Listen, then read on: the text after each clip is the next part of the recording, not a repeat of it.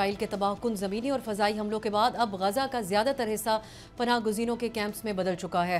غزہ کی موجودہ صورتحال انتہائی سنگین اور بدترین انسانی بحران میں بدل چکی ہے۔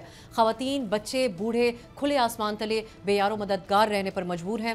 گزشتہ 2 روز میں قابض اسرائیل نے غزہ کی پٹی پر 200 جگہوں کو نشانہ بنایا، جس میں 52 فلسطینی شہید ہوئے۔ اسرائیلی فوج نے شمالی غزہ کے ایک سکول کو بھی نشانہ بنایا، جس میں بے گھر فلسطینیوں نے پناہ لے رکھی تھی۔ صرف اس ایک فضائی حملے میں 36 فلسطینیوں کو شہید کیا گیا۔ غزہ کی ایک خاتون ڈاکٹر کا خاندان بھی اسرائیلی بربریت کا نشانہ بنا۔ ڈاکٹر کے 10 میں سے 9 بچے اسرائیلی جارحیت کی وجہ سے جان سے چلے گئے، جبکہ ان کا جو واحد بچ جانے والا 11 سالہ بچہ ہے اور شوہر وہ بھی شدید زخمی ہیں۔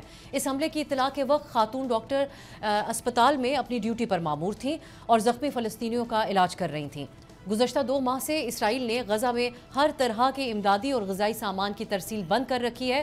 UN کی رپورٹ کے مطابق غزہ کی پوری آبادی کو اس وقت غذائی بحران کا سامنا ہے۔ 2 ماہ سے بارڈر مکمل بند ہونے سے خوراک اور پانی کی قلت کے ساتھ ساتھ قیمتوں میں اس قدر اضافہ ہو گیا ہے کہ ایک پیاز کے ٹکڑے کی قیمت پاکستانی 1500 روپے تک پہنچ چکی ہے۔ غزہ میں 1 کلو آٹے کی قیمت پاکستانی 5300 روپے تک ہو چکی ہے۔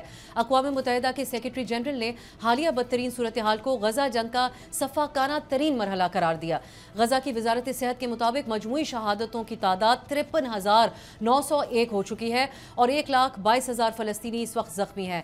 یورپی ممالک بھی اس انسانی بحران کو لے کر اسرائیل پر اب تنقید کر رہے ہیں اور یورپی یونین کے وزراء خارجہ کی طرف سے اسرائیل کے ساتھ تعلقات پر نظر ثانی کا فیصلہ کیا گیا ہے۔ اب سوال یہ ہے کہ کیا اسرائیل اور اس عالمی دباؤ کو خاطر میں اسرائیل لے کر آئے گا اور فلسطینیوں کی نسل کشی بند ہوگی یا نہیں؟ سبسکرائب کریں اور بیل دبائیں تاکہ کوئی خبر رہ نہ جائے۔